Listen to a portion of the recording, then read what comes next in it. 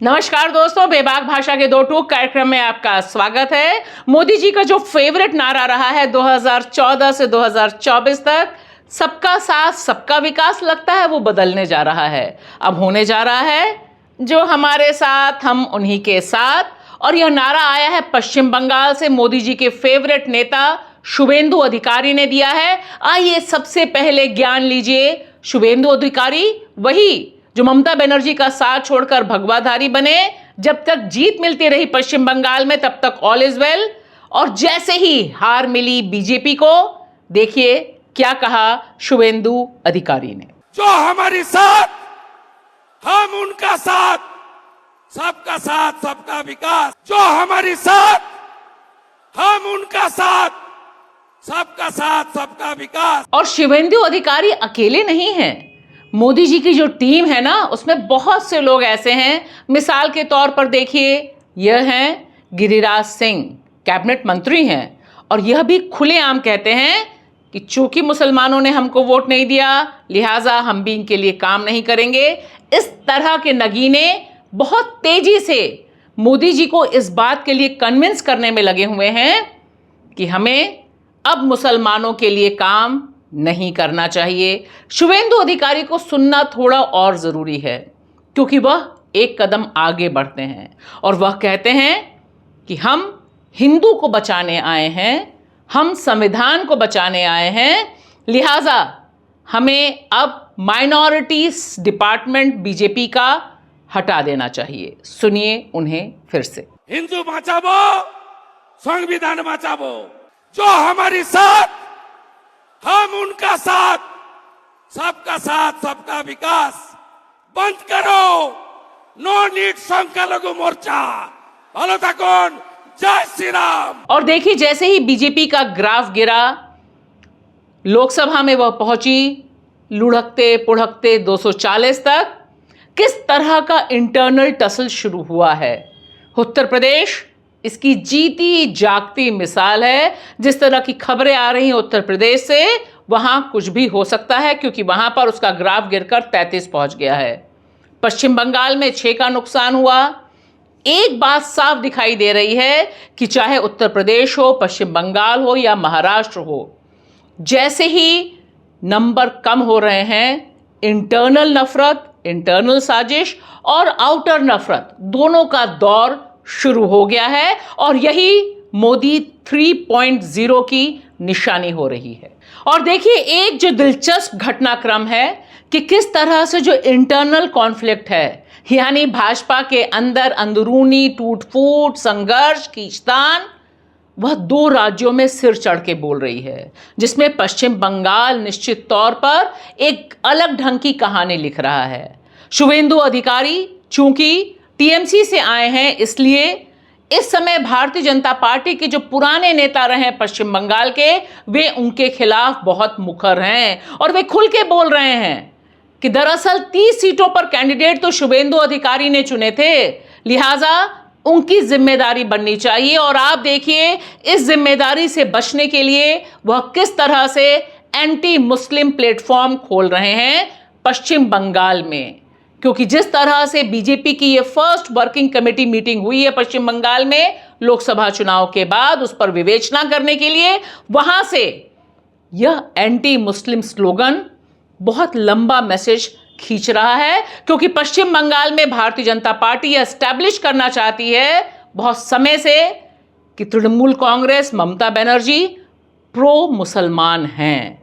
लिहाजा अब उन्होंने बता दिया है, क्योंकि मुसलमानों ने हमें वोट नहीं दिया, इसलिए हम मुसलमानों के लिए काम नहीं करेंगे।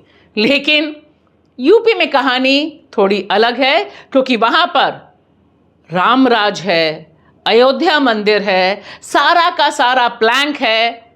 क्योंकि अयोध्या की हार की वजह से ही प्रधानमंत्री नरेंद्र मोदी ने तीसरी बार जब प्रधानमंत्री बने, जय श्री राम नहीं कहा। शुभेंदु अधिकारी कह रहे हैं वहां जय श्री राम पश्चिम बंगाल में। मोदी जी ने क्या कहा, याद कीजिए, जय जगन्नाथ।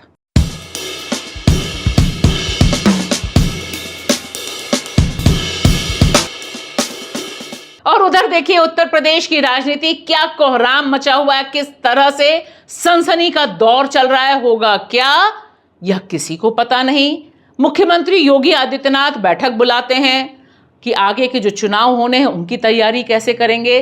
दोनों डिप्टी सीएम, जी हां, केशव प्रसाद मौर्य और ब्रजेश पाठक, दोनों नदारत रहते हैं। योगी जी टीम 30 बनाते हैं, इनमें भी दोनों डिप्टी सीएम नहीं हैं। और उधर केशव प्रसाद मौर्य जो लंबे समय से दिल में तमन्ना लेकर बैठे हैं कि अब वो मुख्यमंत्री बन जाएंगे उत्तर प्रदेश के, लगातार सेटिंग कर रहे हैं। पिछले 1 महीने से केशव प्रसाद मौर्य दिल्ली और लखनऊ के बीच अप डाउन ऐसे कर रहे हैं जैसे लखनऊ के 2 मोहल्लों में जा रहे हों।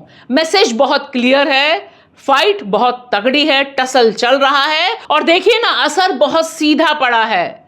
योगी जी का बुलडोजर रुक गया है। जी हां, लखनऊ में कहा 10,000 घर तोड़े जाने थे, कई तोड़ दिए गए, लेकिन अब फिलहाल बुलडोजर रुक गया है, क्योंकि खुद जो एनडीए की पार्टीज हैं वे ओपनली बोल रही हैं कि बुलडोजर की वजह से भारी पॉलिटिकल नुकसान हुआ है। और तो और योगी जी ने पब्लिकली यह भी कहा है कि जिस तरह से घरों के ऊपर क्रॉस के निशान बनाए गए वह सही नहीं था। इस तरह का खौफ का माहौल बनाना ठीक नहीं है। लेकिन सवाल बहुत तीखा है कि क्या यह डैमेज कंट्रोल उनकी गद्दी को बचा पाएगा या जो इंटरनल कॉन्फ्लिक्ट चल रही है वह कोई और गुल खिलाएगी। और देखिए ना, अब समाजवादी पार्टी के नेता अखिलेश जब बोलते हैं कि बीजेपी के अंदर ही इतनी लड़ाई चल रही है, वो कानून व्यवस्था क्या संभालेंगे। कुर्सी की लड़ाई में जनता बहुत परेशान है, खुद आरोप लगा रहे हैं और मुख्यमंत्री खुद स्वीकार कर रहे हैं दलाली हो रही है। तो सवाल ये, जनता ये भी तो सुनना चाहेगी या जानना चाहेगी कि अगर मुख्यमंत्री महसूस कर रहे हैं कि दलाली हो रही है तो जो दलाली कर रहे हैं उन पर कार्रवाई क्या करवाएं। और एक सवाल इससे जो उठता है कि क्या इसकी वजह से कानून व्यवस्था का बंटाढार है, क्योंकि जो लेटेस्ट एग्जाम्पल हमारे सामने है वह हापुड़ से आया है। और जैसा कि बताया जा रहा है कि हापुड़ के एक अस्पताल रमा हॉस्पिटल में हंगामा हुआ। एक मरीज, उसकी मां का इलाज ठीक से नहीं हुआ, उसने पुलिस वाले को फोन किया, पुलिस वहां पहुंची, एसपी कोशिश कर रहा था कि जिस तरह से जो कुव्यवस्था है वहां पर उसे हैंडल किया जा सके, लेकिन रमा हॉस्पिटल का मालिक काफी पहुंचा हुआ बताया जाता है। उसने फोन किया और चुटकियों में एसपी और एडिशनल एसपी का तबादला हो गया। अब सवाल यह उठ रहा है कि इस तबादले की वजह से जो पूरा पुलिस प्रशासन है उसमें गंभीर सवाल उठ रहे हैं, बड़ी बेचैनी है। लेकिन यह बेचैनी सिर्फ इस बात का प्रतीक है कि बड़े पैमाने पर गड़बड़ घोटाला है और इस गड़बड़ घोटाले ने अनगिनत लोगों के जीवन को हराम कर रखा है, परेशान कर रखा है। लिहाजा उत्तर प्रदेश हो या पश्चिम बंगाल, यहां भारतीय जनता पार्टी के भीतर जो खदबदाहट है, जो बेचैनी है, वह क्या मोदी जी को फाइनली सबका साथ सबका विकास छोड़ने पर मजबूर करेगी? यह लाख टके का सवाल है। शुक्रिया।